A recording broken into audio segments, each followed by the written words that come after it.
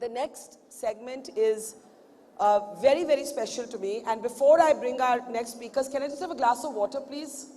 I just need some water on stage. So, you know, when we were growing up, the entire romance used to be about men in uniform. You used to think of military men and you used to think, wow, they couldn't be, like just by virtue of being in uniform, they'd seem handsome and you know, commandeering and magnetic and all of that. But as I've grown older,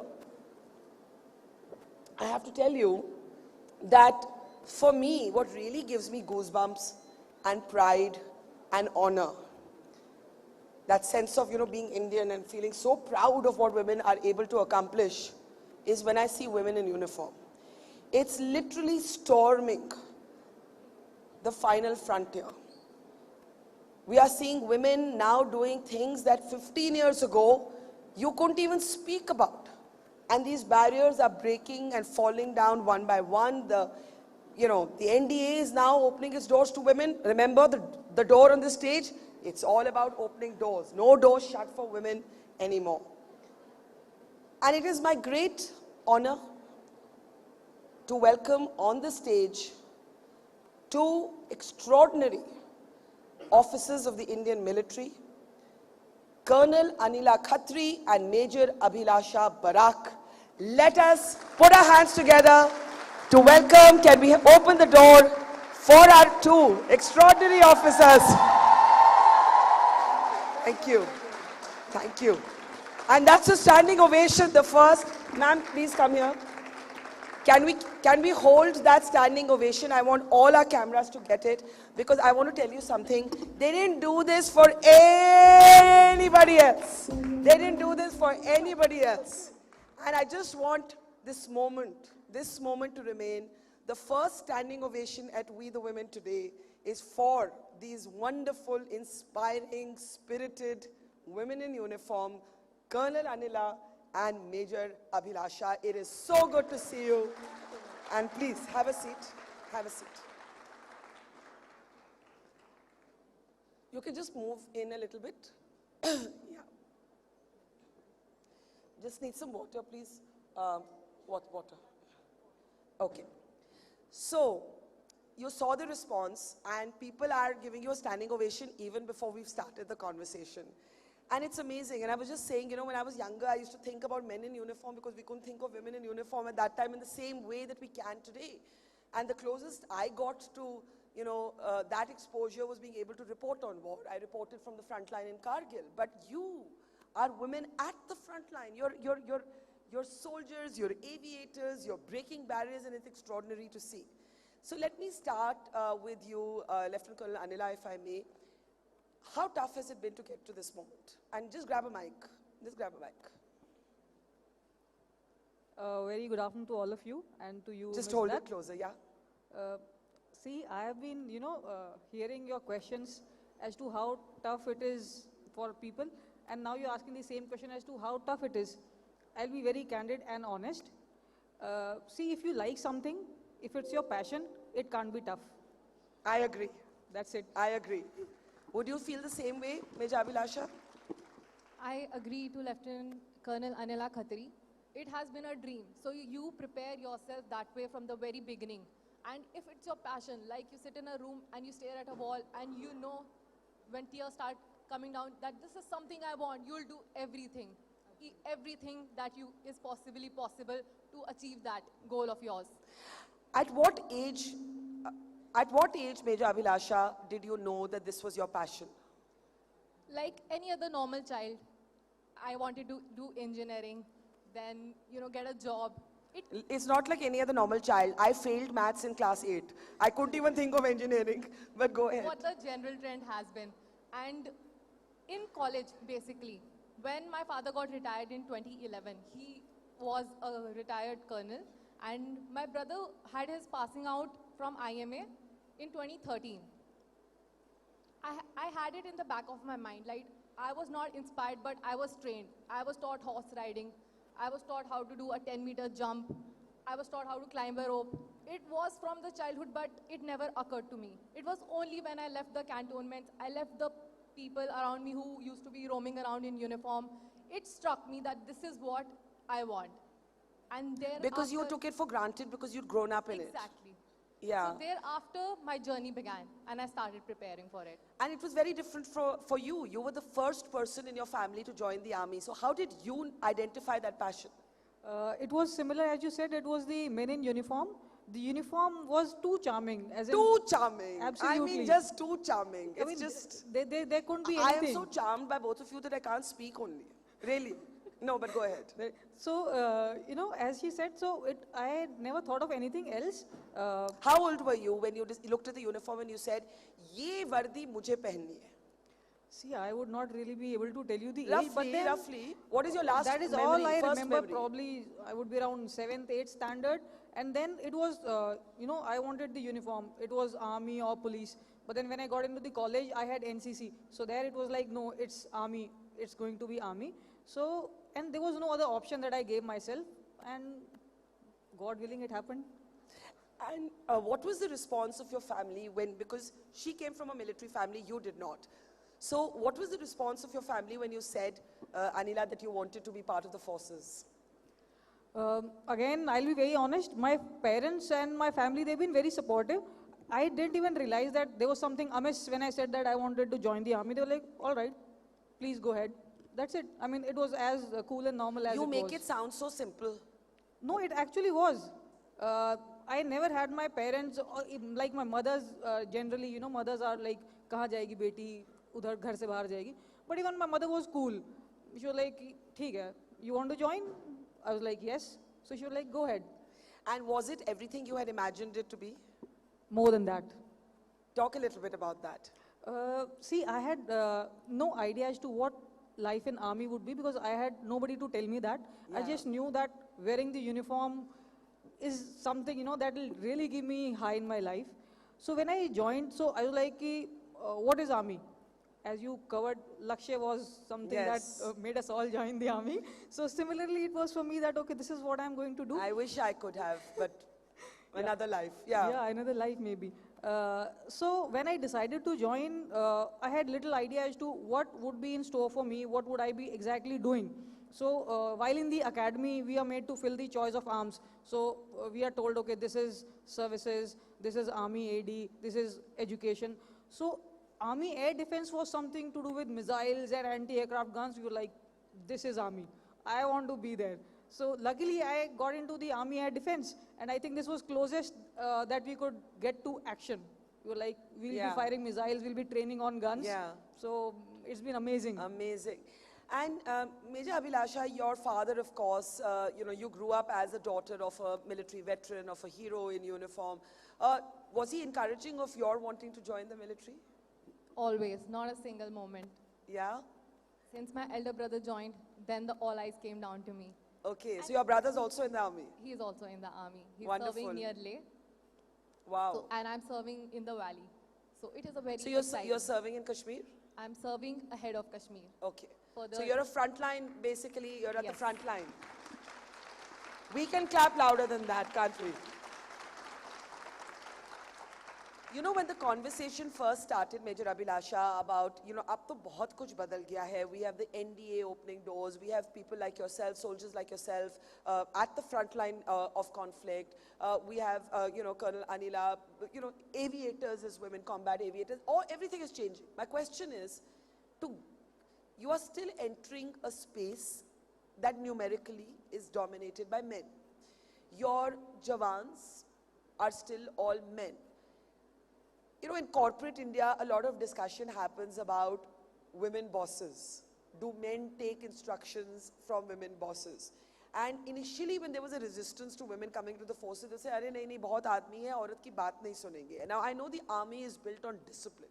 It is built on the Paltan. It is built on the regiment. But even so, if someone were to ask you, were you ever not taken seriously, either of you, because you were women, in an essentially male space, what would you say? Let's start with you, Colonel Anila. I'm in the Army Air Defense, so I stay with my regiment, okay? Right. I don't move to places, I move with my regiment. So when I joined the regiment, I am the first lady officer, I'm the only one till now in the regiment.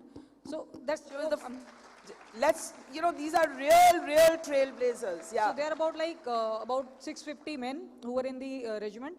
So it becomes a family, I'll say. that we know those men and they know us in and out. So initially they gauge you.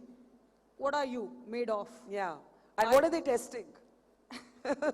So, see, when they saw me as a woman coming first time, that was their first experience, and it was mine. They didn't even know how to address me. Right. All officers are addressed as Saab in the Indian Army. So, while I went there, somebody would call me ma'am, madam, ma'am Saab. But somewhere in my mind, I was like, no, I am an officer. I am not teaching in a school to be called a ma'am. So I was firm that I would also be addressed as Saab. It's gender neutral in Army. Yeah. Saab is not because you are a male. You are addressed as Saab because you are an officer. Right. So I think that set the tone. That did set the tone for my regiment. And I would not be able to recall any moment after that somebody would not obey the order because I'm a woman. See, you're not made to feel like a woman in the army, to be very specific. You are treated as an officer. What responsibility you are given is despite or irrespective of your gender. It would be because of the rank or the appointment you're holding. So that's pretty gender neutral. Yeah. So not that you'll feel that he's not doing something because I'm a woman. So the uniform is the great leveler in a way, and it's about who your boss is, who your senior officer is, who you're taking your command from. Is it that easy for you as well, Major Abhilasha?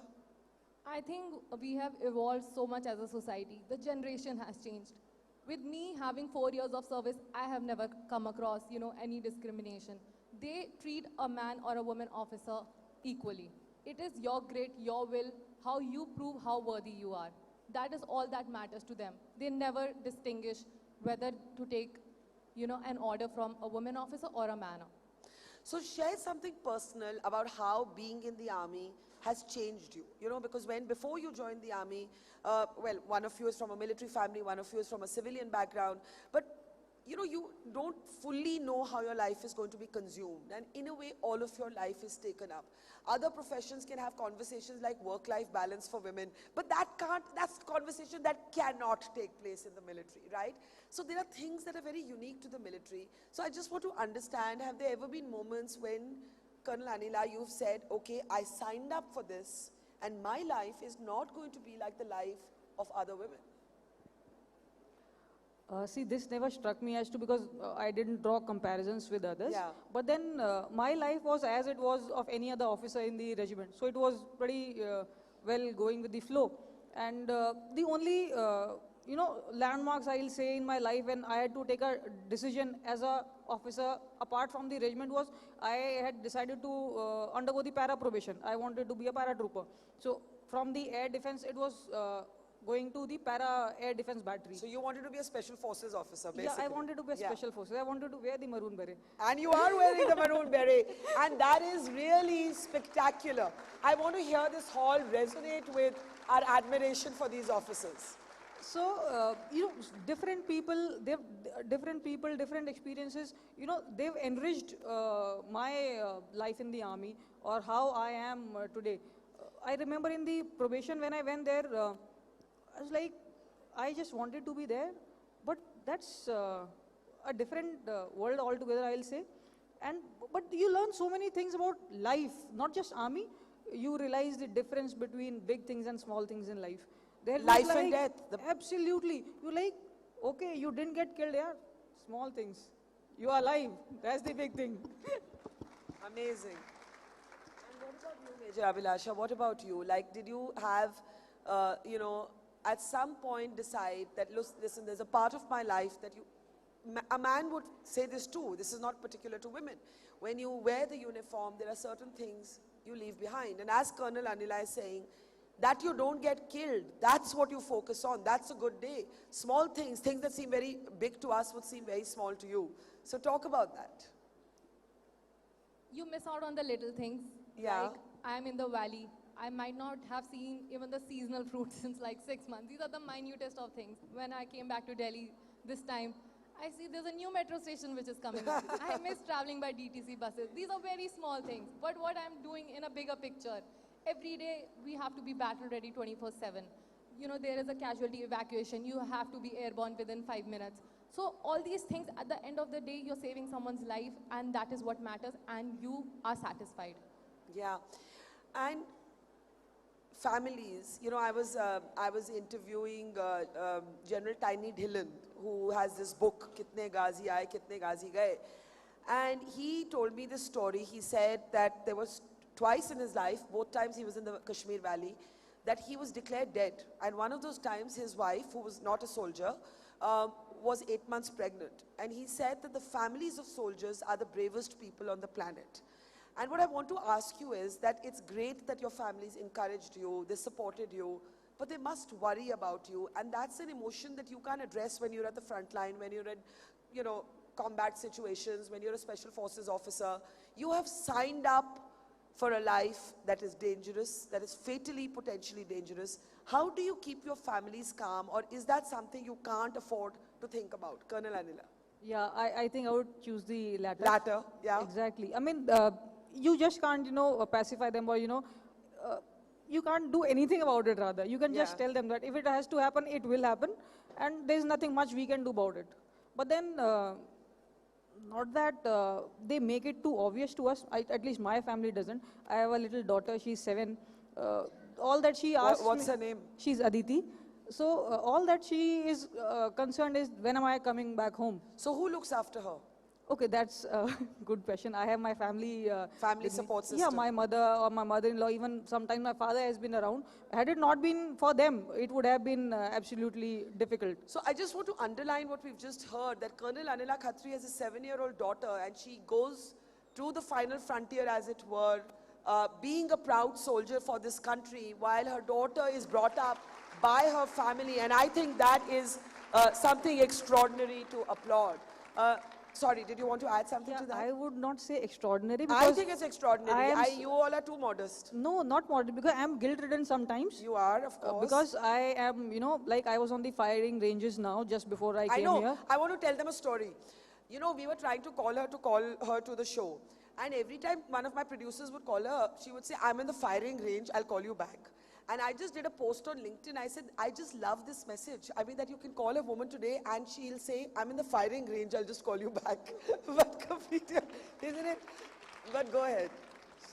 So, like, when I had to go for the ranges, so I had to leave my daughter with my husband and my mother-in-law. So And your husband's a military person? No. he is, yeah. He He's is, commanding a regiment right now. He's an armored officer.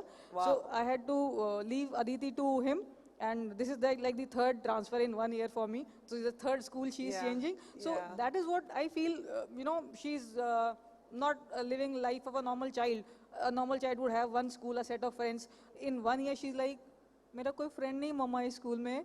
Then I'm like, okay, I mean, that's how she has to live her life. So these are some little things which make me feel guilt-ridden, because I'm living my passion.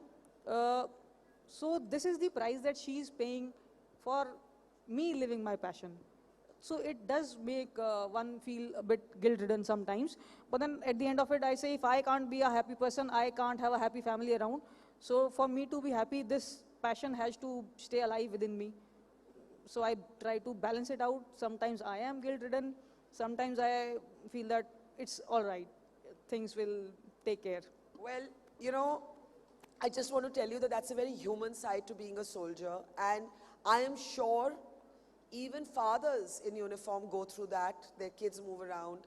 And I don't think women should carry the burden of guilt. You are an extraordinary officer, an extraordinary human being, an extraordinary woman, and that maroon beret, you're a special forces paratrooper, and we admire you. And I know that your daughter loves you and admires you. I don't know her, but she has to. What an amazing mother, what an amazing soldier, right? Major Abhilasha, how have you navigated some of the sacrifices that a soldier has to make, and that perhaps sometimes women in other professions, you know, what happens is, and we've heard some of those stories today, that sometimes women give up their careers.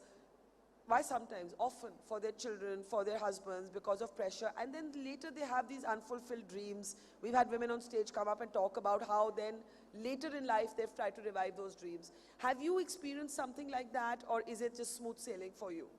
Till now, it's been very smooth. Like, I knew I signed up for this, and nation and duty will always come first.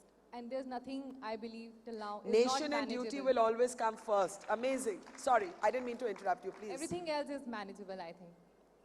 Everything else is manageable. Okay, we have about 10 minutes with the officers, and of course we're going to honor them, and that will come in a moment from now. But I think we can take a few questions, and I can see some hands go up, and I want to encourage the young women, why even young? The older women also who have a question. I can see Radhika ji, who's in the front row. Radhika Rajiv Gaikwad is the Maharani of Baroda, and she's come here and she's listening to you. And ma'am, I'm going to get you a mic. Can we get her a mic? I'm sure you may want to say something, because you were talking earlier about, when we were talking to you about the tussle between modernity and tradition. And here is a completely different and inspiring image of tradition. And tradition being challenged, rather. You can just come up I'll get the mic to you. Come.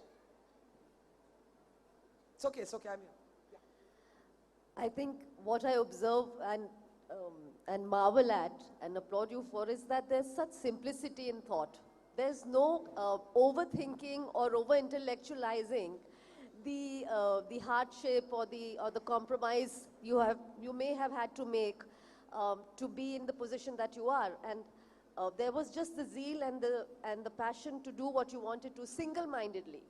So you have put yourself in this position single-mindedly with the focus of being where you are, and not think too much of the pros and cons, and that's where you are, that's how you are where we are today. And I think all of us somewhere pull ourselves back because we overthink what will happen about family, about society.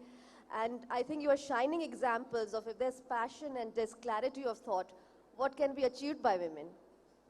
Thank you for Thank that. you so much. Ma'am, but there's a very important question there, that, sometimes if you think too much, atak jate ho.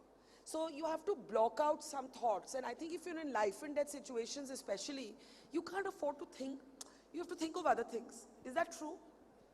I mean, you can't think of other things. There's just something that you're thinking about, and that's it. There's nothing that can distract you at that moment. So I think the training is such, where you made to realize that it's all here. It's all mental. That's the famous, most favorite dialogue of our instructors also in academy. That is all mental. If you run that 40 km with that 20 kg, you have to run it. Just run it and get over it. Just like that, huh? 40K with that 20 thing. So, as it is said, so casual, you make it sound. Because if you make it not sound casual, then that 20 kg will probably weigh 30 kgs. Right. But then if you like it just 20 kgs and I should just get over with it and get it off my back. So it's like, yeah, it's done. So it's all here. Man ke haare haar hai, man ke jeete jeet. So whatever you think, you will be able to, I think, get over with it. Abhilasha, is it all in the mind? It's all in the mind. And so is it about conquering your mind even before it's about training your body? Is it really about that, Colonel? It is. Your body might give in. I'll give you an example. I was instructor in the Officers Training Academy, wherein we were training the women and the gentlemen cadets. So, you see, women like us, 5 feet nothing, and this. So, we also do the same thing. But then, we know that there are some people who might just give in.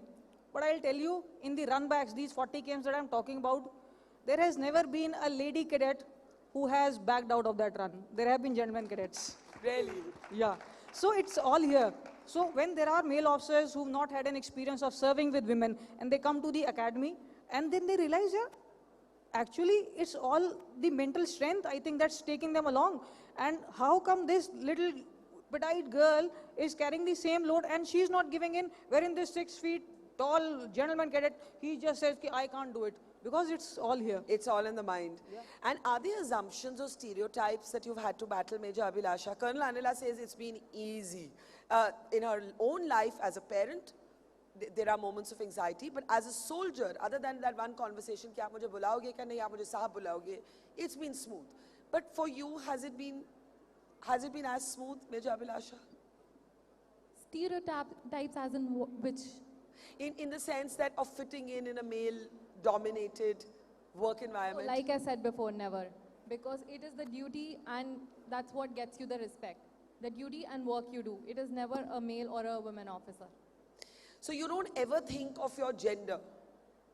Yeah, We are never made to. It's an officer. It's a aviator, a combat-ready aviator. So would you hate being called a woman soldier? You think of yourself, Yeah, soldier is a gender neutral word. soldier is a gender neutral word. I just feel so proud. I feel so proud that we are today in an India where we can say soldier is a gender neutral word. Okay, come on guys, make use of, yes, Ranjana, let's get you the mic. Here you go.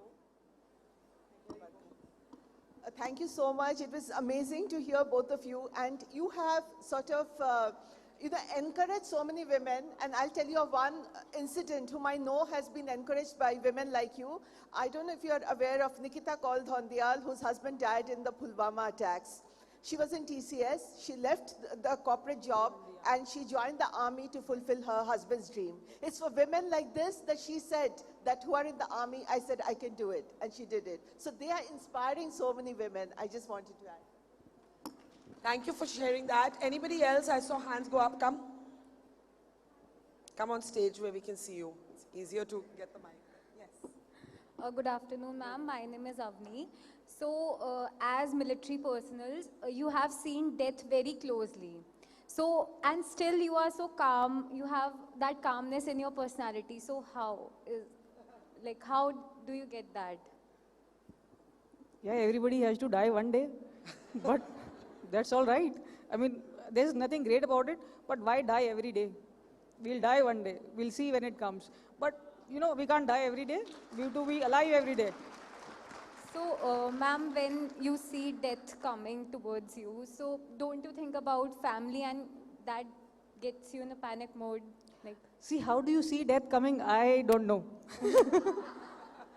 I really don't know how you see death coming. But closest I have seen somebody dying along with me was while it was on a... yeah, in that. So that was unfortunate. But then it had to happen, it happened. Now you have to take care of his family, that we did. But should it, scare us down? No. It can't scare us down. We'll be doing injustice to that buddy of mine who has laid his life. So I don't think we have to really overthink, as you said, about death. That is something surely going to happen to each one of us. So how you live life, I think matters more. Thank you, ma'am. But there's a valid question about training your mind to be calm. Because if you get emotional, then of course your judgment. And that's true for all professions, but it's especially true for the kind of frontline work that both of you do. Does that come from mental training? Is today a soldier's training as much, we've already spoken about mind over matter, but that sense of control, not so much calmness, but that control of remaining level-headed, how do you cultivate that? And I'll tell you why I'm asking. Because one of the assumptions जो औरतों के बारे में कहते हैं ना बड़े emotional हैं. All women are much more emotional than men. To be a soldier, whether you're a man or a woman, as you said, a soldier is a gender-neutral entity. You have to master. You have to be the master of your emotion. The emotion can't be the master of you. So talk a little bit about mastering emotion. It's not as a woman, but there's a stereotyping of women as the more emotional gender. I think a soldier is very emotional. Emotion doesn't mean shedding tears. See, if you're not emotional about your passion or your organization, I don't think you'll be able to give you 100%. You to feel for it. What about you, Major Abhilasha? Operating in the valley, I see deaths every day. It is a active field area.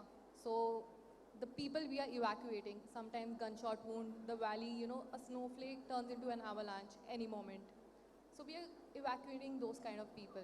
And there are counter-insurgency and counter-terrorism operations every day. And even flying, what I'm flying, Dhruv helicopter. So every day is a challenge. A helicopter is not meant to fly, whereas a fixed wing imitates a bird. So we are working against nature every time. And that is just your own grit and will that you overcome such emotional feelings. I was listening to you and I was just lost for a moment because you said a snowflake can turn into an avalanche. And I think every day is a reminder of what the kind of risks that officers and Jawans, all our soldiers take. I have time. You want to add to something? Yeah.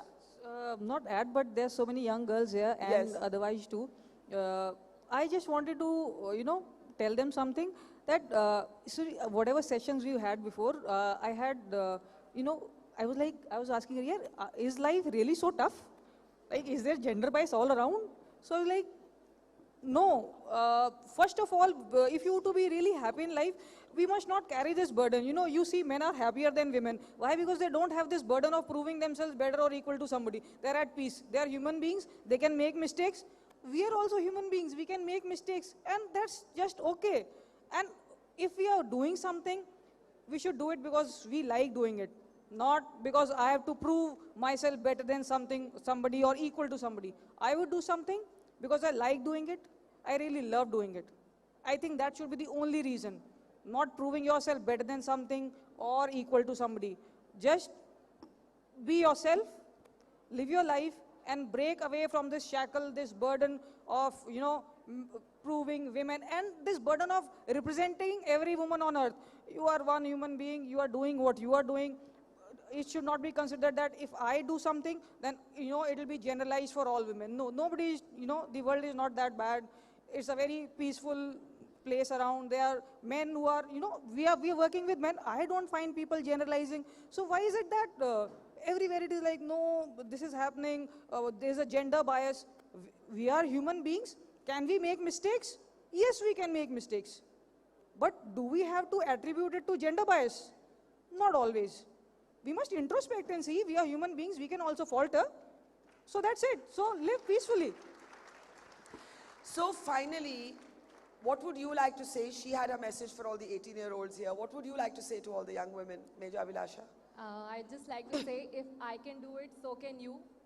सपना ऐसे देखो तो ऐसे देखो कि पूरा हो तो ख्वाब लगे. Make it a miracle. Fate is not a matter of chances. It is a matter of choices. Go out, grab the opportunities, and once you have that opportunity, make the most of it. Work as hard as possible. Well, it's been incredible listening to you. Can I request the two officers to stand?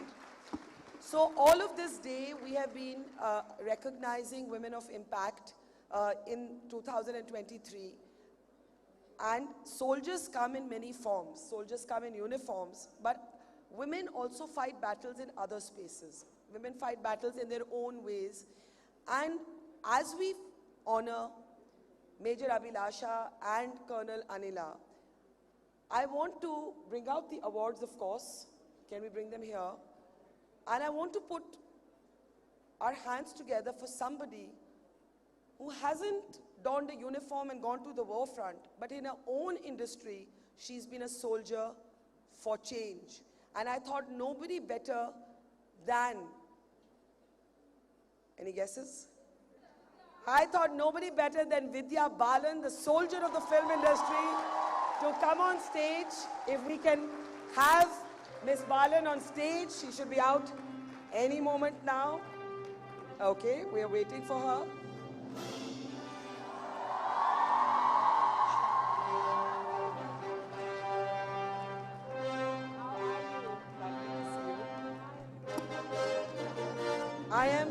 I'm going to request you, we were listening to these two wonderful, inspiring soldiers, and before we talk to you, I called you out as a soldier of your industry, battling many different barriers and redefining the terms for women in the industry.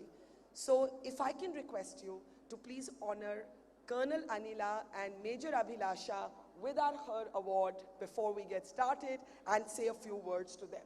Come, ma'am, Colonel. And if I can, there you go. Let's hear it for these wonderful three women on stage.